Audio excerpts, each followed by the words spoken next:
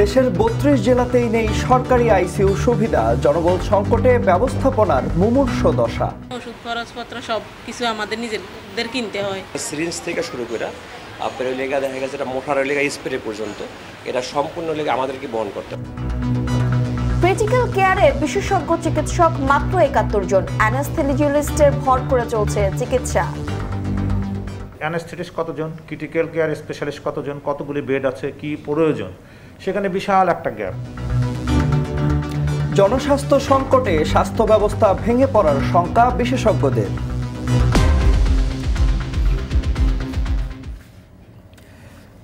দেশের অর্ধেক জেলাতে আসলে আইসিইউ যেটির থাকার কথা সেটি আসলে নেই এবং তার উপর জনবল সংকট তো রয়েছেই।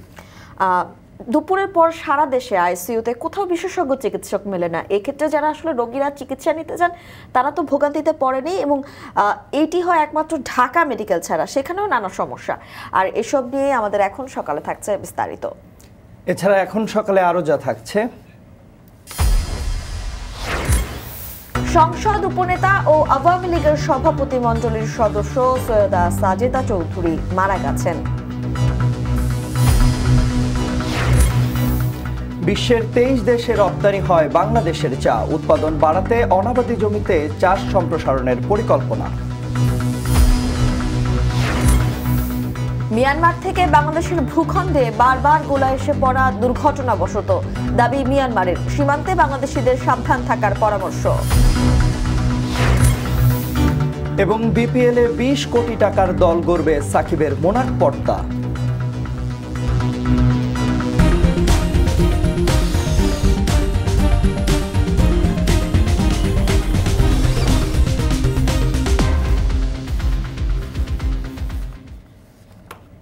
স্বাগত এখন সকালে, সঙ্গে আছি আমি তানজিলা খান মিম এবং আমি তন্ময় কুমার রায়। এবারে বিস্তারিত। দেশের ৩২ জেলাতেই নেই আইসিইউ। দেশে ক্রিটিক্যাল কেয়ারে এমডি পাশ করা বিশেষজ্ঞ চিকিৎসকদের সংখ্যা মাত্র ৭১ জন। সব মিলিয়ে দেশে প্রতি ২.৫ লাখ মানুষের জন্য মাত্র একটি আইসিইউ। এইভাবে চলছে মুমূর্ষু রোগীদের চিকিৎসা। জনবল বাড়াতে না পারলে স্বাস্থ্য খাত যে কোনো সংকটের সময় স্বাস্থ্য ব্যবস্থা ভেঙে পড়ার শঙ্কা বিশেষজ্ঞদের। মুজাহিদ শুভর প্রতিবেদনে থাকছে বিস্তারিত। নৈসর্গিক সৌন্দর্যের লীলাভূমি খাগড়াছড়ি, যেখানে প্রাণ ফিরে পেতে ভিড় করে সমতলের মানুষ, অথচ সেই পাহাড়ি মানুষেরাই মুমূর্ষু অবস্থায় বাঁচার আশাও হারিয়ে ফেলেন। স্বাস্থ্য ব্যবস্থার অনেক উন্নয়ন হলেও খাগড়াছড়িতে নেই একটিও আইসিইউ। সদর হাসপাতালে ৩টি শয্যা নির্মাণ করা হলেও লোকবলের অভাবে বন্ধ রয়েছে। রাঙামাটিতেও ৩টির একটিও সচল নেই। সরকারিতে জনবল না থাকায় বেসরকারি আইসিইউও গড়ে ওঠেনি সিংহভাগ জেলার হাসপাতালে। আর কিশোরগঞ্জ, মুন্সিগঞ্জ, মাদারীপুর, নরসিংদী, চাঁপাইনবাবগঞ্জ সহ ৩২টি জেলাতেই নেই কোনো সরকারি আইসিইউ। অনেক চেষ্টা তদবিরের পর যাদের ভাগ্যে আইসিইউ জোটে তাদেরও গুনতে হয় মোটা অঙ্কের টাকা। শুধু আপনার সিট ভাড়াটা লাগে না, তারপর অন্যান্য ওষুধ খরচপত্র সব কিছু আমাদের নিজেদের কিনতে হয়। প্রতিদিন ১০-১৫ হাজার টাকার মতো যায়। একটা ইনজেকশন ৬,০০০ করি। সিরিঞ্জ থেকে শুরু করে আপনার লেগা দেখা গেছে এটা মোটর লেগা স্প্রে পর্যন্ত এটা সম্পূর্ণ লেগে আমাদেরকে বহন করতে হয়। একটা শুয়ের দাম মনে করেন ৭,৬০০ টাকা। টেস্ট তো এই পর্যন্ত প্রায় ৬০ থেকে ৭০টা টেস্ট অলরেডি হয়ে গেছে।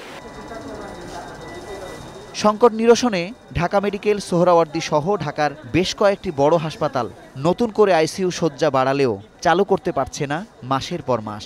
শয্যা, যন্ত্রপাতি, অবকাঠামো সবকিছু প্রস্তুত করা হলেও নিশ্চিত করা সম্ভব হয়নি আইসিইউ বিশেষজ্ঞ চিকিৎসক, নার্স ও সহায়ক জনবল। উন্নত বিশ্বে অ্যাভারেজে ২২ থেকে ২৫টা ১০০টা বেডে ২২ থেকে ২৫টা স্ট্যান্ডার্ড ক্রিটিক্যাল কেয়ার বেড থাকা উচিত। আমরা কিন্তু অনেক পিছিয়ে আছি, অনেক। তার মধ্যে আবার দেখা যাচ্ছে যে কটা আইসিইউ আছে সেই আইসিইউগুলো চালানোর জন্য যে ম্যান পাওয়ার দরকার সেখানেও কিন্তু আমরা পিছিয়ে আছি। আমি নার্সের কথা বলছিলাম, আমরা যেটা বললাম যে পেশেন্ট কেয়ার, সেটা তো নাই। আবার যদি আমরা স্পেশালিস্ট ক্রিটিক্যাল কেয়ার ফিজিশিয়ানের কথা চিন্তা করি, তাতেও কিন্তু অনেক পিছিয়ে আছি আমরা। ঢাকা মেডিকেলের ৩২ শয্যার আইসিইউ ও ১৮ শয্যার এইচডিইউ চলছে ৪ জন মেডিকেল অফিসার, ৫ জন সহকারী অধ্যাপক ও ২২ জন আবাসিক শিক্ষার্থী দিয়ে। এই সীমিত জনবল দিয়ে চলছে দেশের সবচেয়ে বড় হাসপাতালের ৩টি শিফট। বাংলাদেশে অ্যানেস্থেটিস্ট কতজন, ক্রিটিক্যাল কেয়ার স্পেশালিস্ট কতজন, কতগুলি বেড আছে, কি প্রয়োজন, সেখানে বিশাল একটা গ্যাপ, অনেক দিনে এই গ্যাপটা তৈরি হয়েছে। অন্যান্য ডিপার্টমেন্ট যেভাবে অগ্রসর করেছে, এই ডিপার্টমেন্টে ডক্টররাও ওইভাবে আগ্রহী হয় না। দেশে ক্রিটিক্যাল কেয়ারে এমডি পাশ করা বিশেষজ্ঞ চিকিৎসকের সংখ্যা মাত্র ৭১ জন। দেশের সরকারি আইসিইউ চলছে ২৫০'র বেশি বিশেষজ্ঞ অ্যানেস্থেটিক্সের মাধ্যমে। সবচেয়ে উদ্বেগের বিষয় হচ্ছে দেশে ঢাকা মেডিকেল ছাড়া আর কোনো সরকারি হাসপাতালে দুপুর ২টার পর আইসিইউ বিশেষজ্ঞ চিকিৎসকদের পাওয়া যায় না। জনবল বাড়াতে না পারলে মুমূর্ষ রোগীদের জীবনের নিরাপত্তা নিশ্চিত করা সম্ভব হবে না বলে মনে করছেন বিশেষজ্ঞরা। গড়ে কতটি আইসিইউ বেড দিয়ে মানুষের সেবা করা যায় এবং সেই আইসিইউ বেডগুলোর অনুপাতে কতজন critical care specialist, ICU medical officer, ICU nurse এবং আইসিইউ টেকনিশিয়ানস এবং অন্য সব জনবল গড়তে হবে, তার একটি পরিকল্পনা করে আমাদের আসলে অগ্রসর হওয়া উচিত। এখনও ক্রিটিক্যাল কেয়ার মেডিসিন হিসেবে আলাদা কোনো ডিপার্টমেন্ট এখনও হয় নাই, যার জন্য ওদের প্রধান এখনও ওই অ্যানেস্থেশিয়া ডিপার্টমেন্টের মধ্যে আছে। আর পুরো বাংলাদেশ যেহেতু আইসিইউটা এখন অ্যানেস্থেশিয়া ডিপার্টমেন্টের আন্ডারে আছে, যদি এই ডিপার্টমেন্ট একটা সময় আসবে, ওদের ম্যান পাওয়ার বাড়বে, ওদের আলাদা ডিপার্টমেন্ট হবে। তারপর আমি বলতেছি এইটা আসলে কোনো ইন্ডিভিজুয়াল সাবজেক্টের না, এটা হলো মাল্টিডিসিপ্লিনারি অ্যাপ্রোচ। এখন যেমন অ্যানেস্থেশিয়ারা নেতৃত্ব দিচ্ছে, যখন ক্রিটিক্যাল কেয়ার মেডিসিনের লোকবল তৈরি হবে, তারা যথেষ্ট পরিমাণ হবে, তখন হয়তো ওনারা নেতৃত্ব দেবে, আমরা তাদের সহযোগী হিসেবে থাকব। শুধু চিকিৎসক নয়, তীব্র সংকট রয়েছে ক্রিটিক্যাল কেয়ার নার্সদের। যারা দীর্ঘদিন বিভিন্ন আইসিইউতে দায়িত্ব পালন করছেন, তাদের ক্রিটিক্যাল কেয়ার নার্সিংয়ে নেই বিশেষ প্রাতিষ্ঠানিক ডিগ্রি। অন্তত ৯৯% আইসিইউতে নেই রেসপিরেটরি থেরাপিস্ট এবং পেশেন্ট কেয়ার অ্যাটেন্ডেন্ট। এ অবস্থায় রোগীরা অনেক ক্ষেত্রেই আইসিইউ পর্যন্ত এলেই তাদের একটি উল্লেখযোগ্য অংশকে সুস্থ জীবনে ফেরানো সম্ভব হচ্ছে না।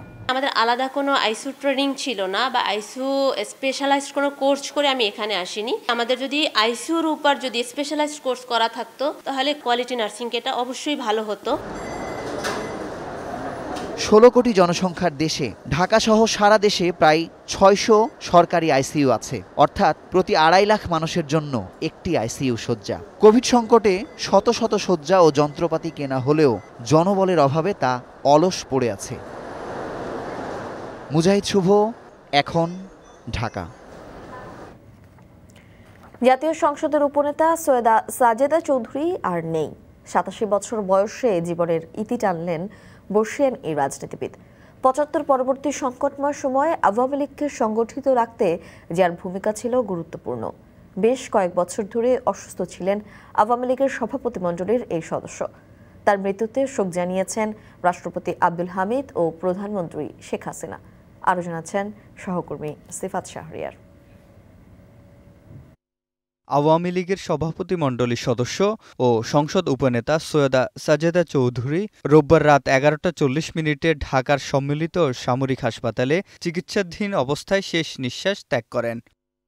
বেশ কয়েক বছর ধরেই বার্ধক্যজনিত কারণে অসুস্থ ছিলেন সাজেদা চৌধুরী। গত সপ্তাহে তাকে সম্মিলিত সামরিক হাসপাতালে ভর্তি করা হয়। মৃত্যুকালে তার বয়স ছিল ৮৭ বছর। তার মৃত্যুতে শোক জানিয়েছেন প্রধানমন্ত্রী ও রাষ্ট্রপতি। তার মৃত্যুতে শোকের ছায়া নেমে আসে তার রাজনৈতিক এলাকা এবং দলের নেতাকর্মীদের মধ্যে। মৃত্যুর খবরে হাসপাতালে শেষবার দেখতে আসেন আওয়ামী লীগের নেতৃবৃন্দ। আস্থাশীল ছিলেন তার রাজনৈতিক দর্শনের প্রতি। তিনি এত আস্থাশীল ছিলেন যে আমরা তার কাছ থেকে প্রেরণা পেতাম, শক্তি পেতাম, সাহস পেতাম। ১৯৭৫-এর ১৫ আগস্টে সপরিবারে বঙ্গবন্ধুকে হত্যার পর ১৯৭৬ সালের সংকটময় সময়ে আওয়ামী লীগের ভারপ্রাপ্ত সাধারণ সম্পাদক হিসেবে দায়িত্ব পালন করেন তিনি। ১৯৮৬ থেকে ১৯৯২ সাল পর্যন্ত ছিলেন আওয়ামী লীগের সাধারণ সম্পাদক। পার্বত্য চট্টগ্রাম শান্তি চুক্তি বাস্তবায়নে তার অবদান ছিল অনস্বীকার্য। ২০০৯ সালের ফেব্রুয়ারি মাসে হন জাতীয় সংসদের উপনেতা। সবশেষ ১০ম জাতীয় নির্বাচনে ফরিদপুর ২ আসন থেকে নির্বাচিত হন সংসদ সদস্য হিসেবে। নিরন্তরভাবে মানুষটি বঙ্গবন্ধুর নেতৃত্বে ৭১ সাল ৭১ অবধি নিরবিচ্ছিন্নভাবে লড়াই সংগ্রামের রাজপথে ছিলেন মানুষের স্বাধীনতা আন্দোলনে। বর্ষিয়ান এই রাজনীতিবিদ ১৯৫৬ সাল থেকে আওয়ামী লীগের রাজনীতির সঙ্গে জড়িত। যুদ্ধকালীন সময়ে কলকাতা গোবরা নার্সিং ক্যাম্পের প্রতিষ্ঠাতা পরিচালক হিসাবে কাজ করেন। অংশগ্রহণ করেন ১৯৭১ সালের মহান মুক্তিযুদ্ধে। সিফাত শাহরিয়ার, এখন, ঢাকা। প্রায় ২০০ বছর আগে ব্রিটিশ শাসনামলে চট্টগ্রাম থেকে যাত্রা শুরু হয় দেশের চা শিল্পের। চায়ের সে আতুর ঘরে এখনও প্রায় ৩৫,০০০ একর জুড়ে হয় চা চাষ। বছরে যেখান থেকে উৎপাদন হয় প্রায় ৯ মিলিয়ন কেজি চা পাতা। শুধু তাই নয়, গত কয়েক বছরে এখানে উৎপাদন হচ্ছে বিশ্বজুড়ে চাহিদা থাকা নানা স্বাদের ও বিশেষায়িত উচ্চ মূল্যের চা পাতা। এসব চা পাতা লন্ডনের বিশ্বখ্যাত নিলামে তোলার প্রক্রিয়া চলছে বলে জানিয়েছেন টি বোর্ডের চেয়ারম্যান। চট্টগ্রাম থেকে হোসাইন জিয়াদের প্রতিবেদন। পাতা আর কুঁড়িতে গল্প এগোয় চায়ের। দেশে প্রতিদিন প্রায় ১১ কোটি কাপে চুমুক দেন চা প্রেমীরা। দেশে চা শিল্পের গল্পের শুরুটা ২০০ বছরের পুরনো, যার যাত্রা শুরু হয়েছিল বন্দরনগরী চট্টগ্রাম থেকেই। চট্টগ্রাম নগরীর যেখানে চট্টগ্রাম ক্লাবটি অবস্থিত, সেই জায়গায় ১৮২০ সালের দিকে ব্রিটিশরা প্রথম চা বাগান স্থাপন করেন। কিন্তু কালের বিবর্তনে সেই চা শিল্প চলে যায় সিলেট নগরীতে। চট্টগ্রামেও কিন্তু এখনও অনেক চা বাগান তার গৌরব এবং ঐতিহ্য নিয়ে টিকে আছে। আমরা আজ জানব চা শিল্পের চট্টগ্রামের বর্তমান অবস্থা, সমস্যা, সংকট এবং সম্ভাবনাগুলো। চট্টগ্রামের ফটিকছড়ি এক কথায় বলা যায় চায়ের উপজেলা। এখানকার শান্ত সুনিবিড় চা বাগানগুলোতে আসলে মনে হবে আপনি যেন সিলেট এসে পড়েছেন। এই একটি উপজেলায় চা বাগানের সংখ্যা ১৮টি, যার মোট আয়তন প্রায় ২৮,০০০ একর। দেশের মোট চা আবাদের ১০% হয় এ উপজেলায়। শুধু তাই নয়, বাংলাদেশের সবচেয়ে বড় চা বাগান কর্ণফুলী টি এস্টেটও এই উপজেলায়, যার আয়তন ৬,০০০ একরেরও বেশি। চট্টগ্রামে ৩ উপজেলা মিলে চা বাগান আছে ২১টি, যেখানে গেল বছর উৎপাদন হয়েছে ৯ মিলিয়ন কেজিরও বেশি চা পাতা। যে জায়গাগুলো পরিত্যক্ত ছিল, চা বাগান হয় নাই, চা বাগান করার উপযুক্ত, এদেরকে যদি প্রোগ্রেসিভ ওয়েতে লোনটা দিত, এখন চায়ের ইয়েটা মানে প্রোডাকশনটা 100 মিলিয়ন ছাড়া দিত। ভোরের আলো ফুটতেই শুরু হয় শ্রমিকদের কুঁড়ি তোলার এ প্রতিযোগিতা। মৌসুমে একজন শ্রমিক প্রতিদিন গড়ে ৬০ কেজি চা পাতা তুলেন। ২০০ বছর আগে ভারতের নানা জায়গা থেকে এসব দক্ষ শ্রমিকদের বাংলাদেশে নিয়ে আসেন ব্রিটিশরা। সেই থেকে বাগানই এদের বাসস্থান আর উপার্জনের একমাত্র ভরসাস্থল। ব্রিটিশ শাসন থাকতে আমাদেরকে একটা টাইমসে এখানে আনা হয়, কিন্তু এখানে আসলে আমরা এই সমস্ত জেলার লোকগুলি আছে। একটা দেশের বৃহত্তম শিল্প, এটা টিকিতে রাখতে যদি হয় আমাদেরকে প্রয়োজন হবে। পাতায় তুলতে আমাদেরকে ভালো লাগে, আর অন্য কাম দিলে মনে করেন আমাদেরকে পরিশ্রম লাগে। বলা হয় একটি দেশের অর্থনীতি কেমন তা ধরা যায় ওই দেশের মানুষ গড়ে কি পরিমাণ চা পান করছেন তার উপর। বাংলাদেশে গত ১০ বছরে চা পাতার ব্যবহার বেড়েছে ৩৮ মিলিয়ন কেজি। সাধারণ চা পাতার পাশাপাশি চাহিদা বেড়েছে উচ্চমূল্যের বিশেষায়িত চা পাতারও। হোয়াইট টি, ইয়েলো টি, ওলং টি, অর্থোডক্স ব্ল্যাক টি, গ্রিন টির মতো চা পাতার চাহিদা এখন বিশ্বজুড়ে। এসব চা পাতার কেজি ৭,০০০ থেকে ১২,০০০ টাকা পর্যন্ত। নর্মাল যেই গুঁড়া চা আছে ওইটা করি, গ্রিন টি করি, হোয়াইট টি করি, অর্থোডক্স ব্ল্যাক টি করি, তো ওলং টি করি। যে গ্রিন টি আমরা করি, that green tea never produce in this subcontinent. Tea board chairman জানান, বাংলাদেশের চা পাতা বর্তমানে বিশ্বের ২৩টি দেশে রপ্তানি হচ্ছে। লন্ডনের বিশ্বখ্যাত নিলামেও বাংলাদেশের চা পাতা বিক্রির আলোচনা চলছে, যেখান থেকে ছড়িয়ে পড়বে ইউরোপের নানা দেশে। লন্ডন টি এক্সচেঞ্জ যারা বিশ্বে দামি দামি চা বিক্রি করে থাকে, তাদের সাথে আমাদের একটা ভিজিট হয়েছে এবং তারাও এসেছিলেন। তারা আমাদের কাছে চা নেবেন বলে সম্মত হয়েছেন। গেল বছর দেশে চা উৎপাদন হয়েছে ৯৬ মিলিয়ন কেজি। এবছর সে উৎপাদন ১০০ মিলিয়ন কেজি ছাড়িয়ে যাওয়ার আশা করেছিলেন চা খাতের সাথে সংশ্লিষ্টরা। কিন্তু সাম্প্রতিক শ্রমিক অসন্তোষ সহ চট্টগ্রামের চা বাগানগুলোতে নানামুখী সংকট রয়েছে। ফলে সেই আশা পূরণ হবে কিনা তা নিয়ে দেখা দিয়েছে সংশয়। আমরা জানব কি কি সংকট রয়েছে চট্টগ্রামের চা বাগানগুলোতে। উদ্যোক্তারা বলছেন, দক্ষ শ্রমিক সংকট চট্টগ্রামের চা বাগানের মূল সমস্যা। এছাড়া ডিজেল ও কয়লার দাম বৃদ্ধি, গ্যাস সংকট সহ নানা কারণে চা উৎপাদনে গতি আসছে না চট্টগ্রামে। চা বাগানগুলোতে আপনার শ্রমিকের ব্যাপক পরিমাণ সংকট দেখা দিছে। শুধুমাত্র একটি চা বাগানে গ্যাস সংযোগ আছে, বাকি চা বাগানগুলোতে নাই। এটা না থাকার কারণে আমাদের আসলে উৎপাদনে প্রচুর পরিমাণে একটা খরচ করে, কারণ কয়লার দাম অনেক বেড়ে গেছে। এই নানামুখী সংকটের মধ্যেও কিন্তু আশার আলো দেখছেন চা বাগানের সাথে সংশ্লিষ্টরা। তারা বলছেন উন্নত ধরনের চারা রোপণ, আধুনিক প্রযুক্তির ব্যবহার, দক্ষ শ্রমিক তৈরি করতে পারলে এখনকার যে উৎপাদন তার চাইতে অন্তত 20 থেকে 30% উৎপাদন বাড়ানো সম্ভব। স্পেশাল চাগুলা মার্কেটে একটু প্রচুর চাহিদা আছে। আপনার বিশেষ করে যারা স্বাস্থ্য সচেতন তারা এই চাগুলা বেশি পছন্দ করে, এবং বিদেশের মার্কেটেও এই চাগুলার অনেক চাহিদা আছে, এবং আমাদের লোকাল মার্কেটেও এটার বেশ চাহিদা আছে। চট্টগ্রাম ও 3 পার্বত্য জেলায় চা চাষের উপযোগী অনেক জায়গা এখনও অনাবাদি। এসব জায়গায় চাষ সম্প্রসারণের দাবি স্থানীয়দের।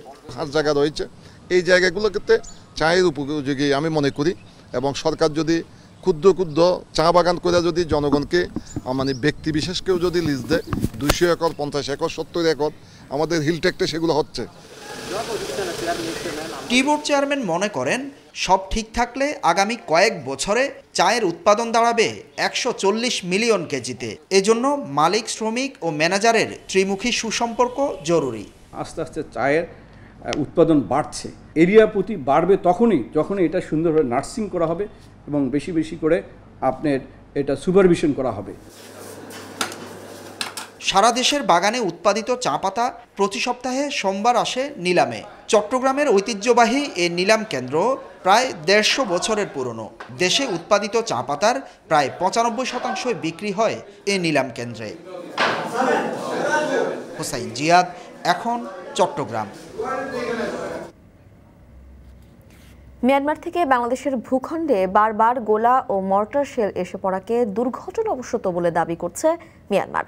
এসব ঘটনায় বান্দরবানের ঘুমধুম সীমান্তে লোকজন আতঙ্কে থাকলেও পররাষ্ট্র সচিব বলছেন সাবধানে থাকতে হবে।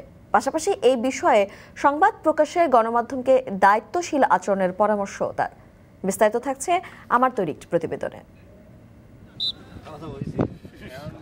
বান্দরবানের নাইক্ষংছড়ি উপজেলার ঘুমধুম সীমান্তের ওপারে মিয়ানমারের রাখাইন রাজ্যে মাসখানেক ধরে দেশটির নিরাপত্তা বাহিনীর সঙ্গে সশস্ত্র আরাকান আর্মির সংঘর্ষ ও গোলাগুলি চলছে। দুপক্ষের সংঘর্ষে দেশটি থেকে বাংলাদেশের ভূখণ্ডে বেশ কয়েকবারই গুলি ও মর্টার শেল এসে পড়ার ঘটনা ঘটে। এছাড়া বাংলাদেশের আকাশসীমায় দেশটির যুদ্ধবিমান ও হেলিকপ্টারও ঢুকে পড়ে।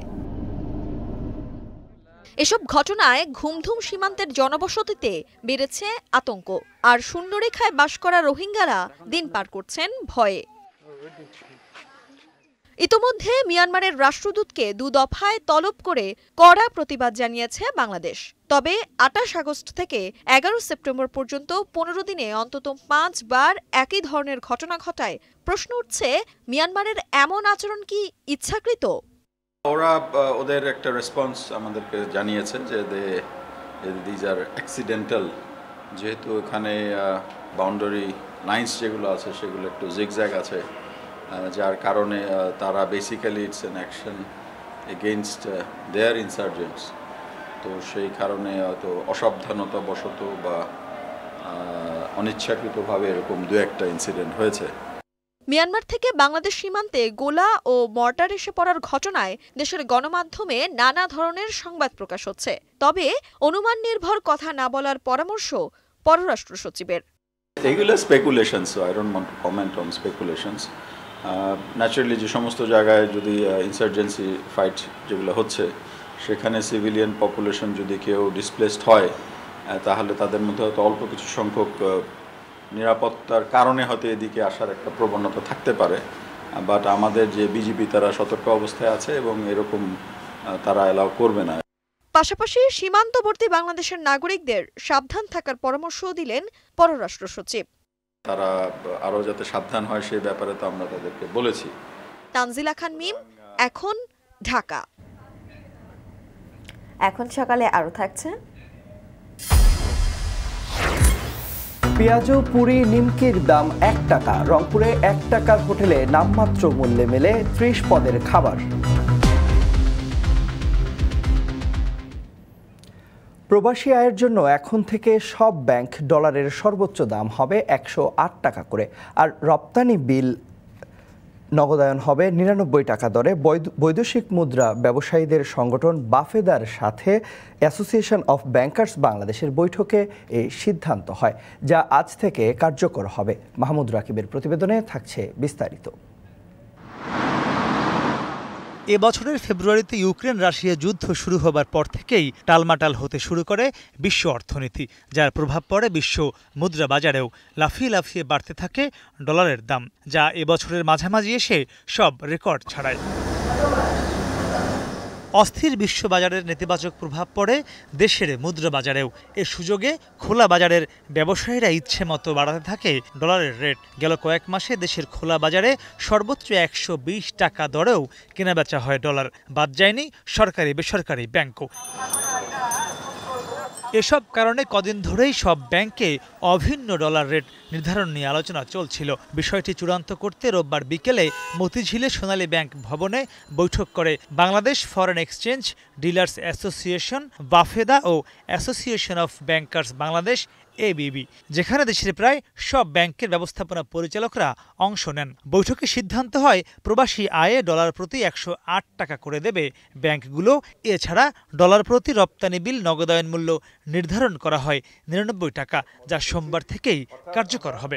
রেমিটেন্স, ইনওয়ার্ড রেমিটেন্সের ক্ষেত্রে আমাদের সকল এক্সচেঞ্জ হাউস এবং সমগোত্রীয় ইনওয়ার্ড রেমিটেন্সের ক্ষেত্রে আমরা সর্বোচ্চ 108 টাকা বিনিময় হার নির্ধারণ করা হয়েছে।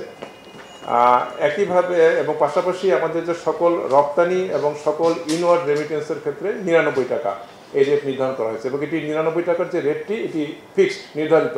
আমরা সকলে আমরা একমত হয়েছি যে আগামীকাল থেকে আমরা এটি আমাদের প্রত্যেকে আমাদের ব্যাংকে এটি কার্যকর করব। একটা পূর্ণাঙ্গ ইন্টারব্যাংক মার্কেট, যার মাধ্যমে ইন্টারব্যাংক ট্রানজ্যাকশনস স্মুথলি কাজ করতে পারবে এবং আমাদের গ্রাহকরা বেস্ট পসিবল এক্সচেঞ্জ রেট পাবে, এবং আমাদের দেশের ব্যাংকিং সেক্টরও সব মিলিয়ে সবচেয়ে ভালো এক্সচেঞ্জ রেট পাবে মার্কেটে। সেটাই হচ্ছে আমাদের লক্ষ্য। এই সাথে আমদানি পণ্যে ডলারের রেট হবে রেমিটেন্স ও রপ্তানি বিলের গড় ক্রয় মূল্যের সর্বোচ্চ 1 টাকা বেশি। প্রয়োজন অনুযায়ী প্রতি 5 দিন পর পর এই মূল্যহার পরিবর্তন হবে বলেও জানায় ABB। Time to time this rate will change. A rate is not fixed for ever. আগামী বেশ কিছুদিন আমরা চালু রাখবো এবং আমরা মনে করি these are fair and just market rates. এই যে আজকের এই বিষয়টা, এই পদক্ষেপটা আমরা মনে করি আমাদের ব্যাংকিং সেক্টর একটা বড় মাইলফলক। এই সিদ্ধান্তের ফলে দেশের মুদ্রা বাজারের চলমান অস্থিরতা থামবে বলে প্রত্যাশা করেন সংগঠন দুটির সদস্যরা। মাহমুদ রাকিব, এখন, ঢাকা। এখন সকালের এই পর্যায়ে সময় হলো ছোট্ট একটি বিরতিতে যাবার। ফিরছি একটু পরেই।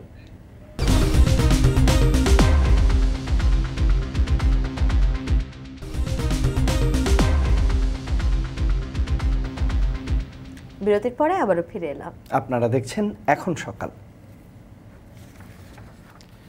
দ্রব্যমূল্যের ঊর্ধ্বগতির এই সময়ে রংপুরে এখনও টিকে আছে 1 টাকার হোটেল। শুনতে অবাক লাগলেও এই হোটেলে 1 টাকায় মেলে পেঁয়াজু, পুরি ও নিমকি, আর নামমাত্র মূল্যে পাওয়ায় হরেক রকমের খাবার। সাশ্রয়ী ও সুস্বাদু হওয়ায় দূর দূরান্ত থেকে প্রতিদিন অনেকেই আসেন এই হোটেলে। আব্দুর রশিদ জীবনের প্রতিবেদনে থাকছে বিস্তারিত। নিত্য প্রয়োজনীয় পণ্যের দাম যখন আকাশ ছোঁয়া, তখন রংপুরের একটি হোটেলে এখনও 1 টাকায় মিলছে খাবার।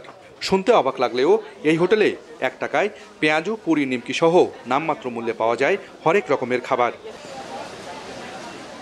রংপুর নগরীর লালবাগ বাজারে 1 টাকার হোটেলটির সুনাম ছড়িয়েছে বিভাগসহ আশপাশের জেলাগুলোতে। কম টাকায় সুস্বাদু খাবার খেতে আসেন স্থানীয়রা, আর দূর দূরান্ত থেকে প্রতিদিন অনেকেই আসেন শখের বসে।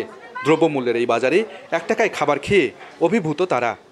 আমাকে একটু আশ্চর্যই লাগে যে এই বাজারে এই এতে 1 টাকার ঐতিহ্য। খুঁজি বের করলাম, আসার পরে দেখে যে অনেক লোকজনের সমাগম। খাদ্যদ্রব্যটা বেশ সুন্দর এবং টেস্টফুল। চিকেন বিরিয়ানি আমরা 25 টাকাতেই পাচ্ছি। হোটেলটির কাছাকাছি অনেক শিক্ষা প্রতিষ্ঠান থাকায় শিক্ষার্থীরাই এই হোটেলের মূল ক্রেতা।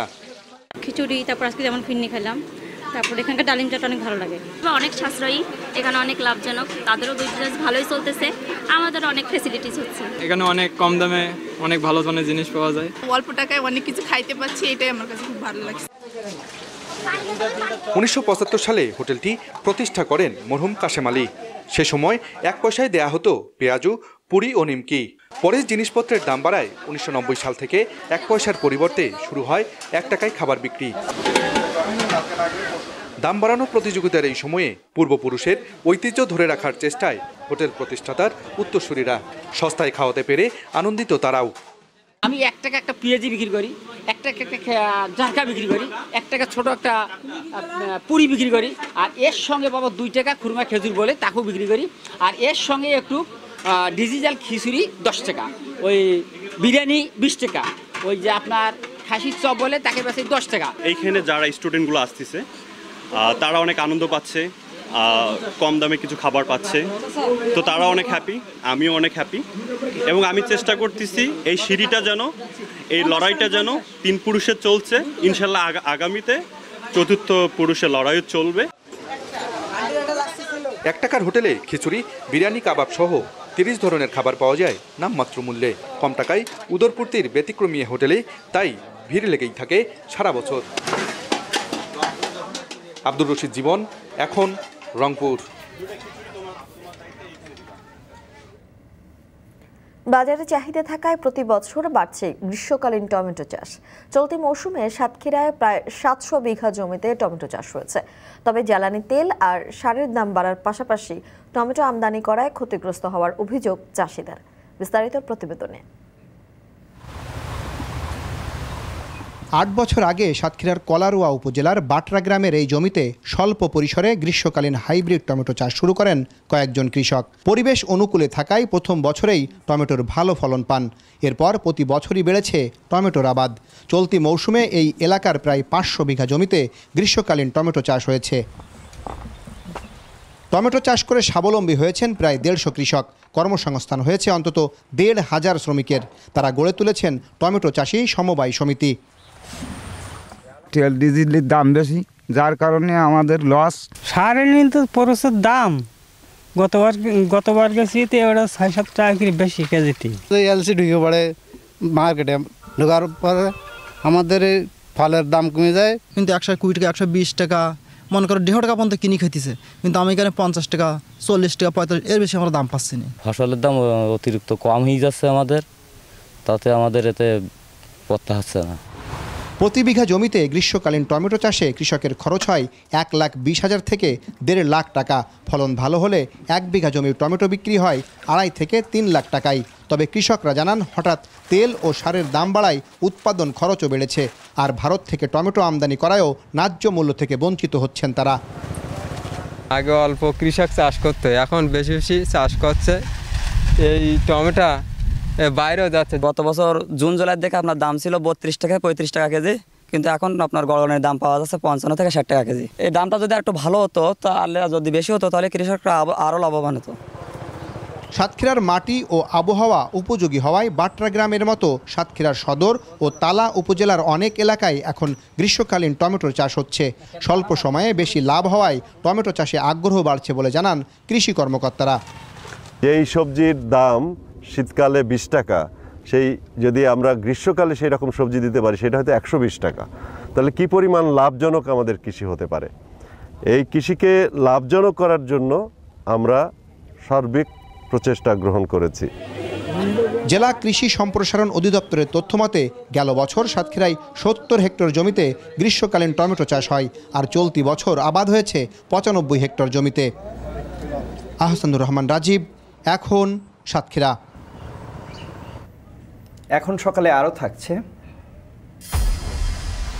এশিয়ার ক্রিকেট শ্রেষ্ঠত্বের লড়াইয়ে শেষ হাসি শ্রীলঙ্কার। পাকিস্তানকে হারিয়ে ষষ্ঠবারের মতো জিতল শিরোপা।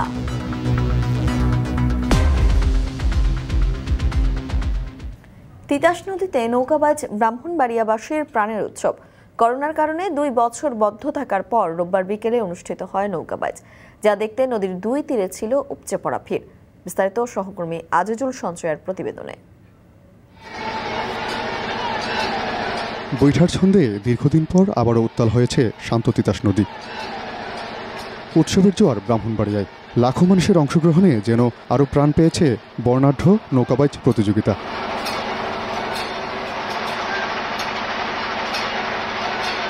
জেলা শহরের শিমরেলকান্দি থেকে মেড্ডা এলাকা পর্যন্ত তিতাস নদীতে নৌকাবাইজে অংশ নিয়েছে ব্রাহ্মণবাড়িয়া সহ আশপাশের জেলাগুলো থেকে আসা 13টি দল। তাদের লড়াইয়ে নির্ভেজাল আনন্দ পাওয়া মানুষের দাবি নিয়মিত যেন আয়োজন করা হয় এমন প্রতিযোগিতা। আবহমান কাল থেকেই ব্যাপকভাবে নৌকাবাইজ উৎসব আয়োজিত হচ্ছে।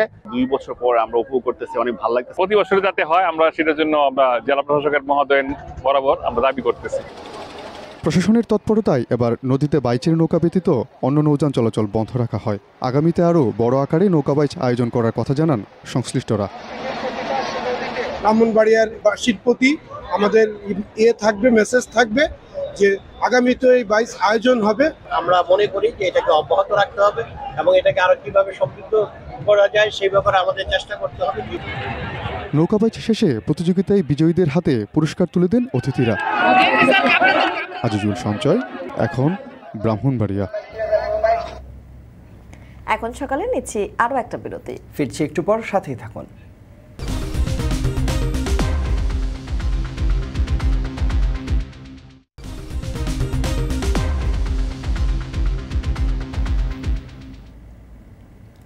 ফিরে এলাম ছোট্ট একটা বিরতির পর, আর এরই মধ্য দিয়ে চলে এসেছি এখন সকালের একেবারে শেষ প্রান্তে। তবে যাবার আগে প্রধান খবরগুলো জানিয়ে দিচ্ছি আরও একবার। দেশের 32 জেলাতেই নেই সরকারি আইসিইউ সুবিধা, জনবল সংকটে ব্যবস্থাপনার মুমূর্ষু দশা।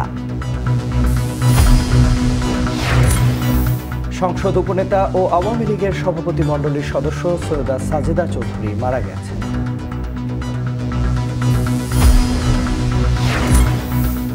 বিশ্বের 23 দেশে রপ্তানি হয় বাংলাদেশের চা, উৎপাদন বাড়াতে অনাবাদী জমিতে চাষ সম্প্রসারণের পরিকল্পনা। এবং বিপিএলে নিজ মালিকানার দলে সেরা খেলোয়াড়দের চান সাকিব আল হাসান, খরচ করবেন 20 কোটি টাকা।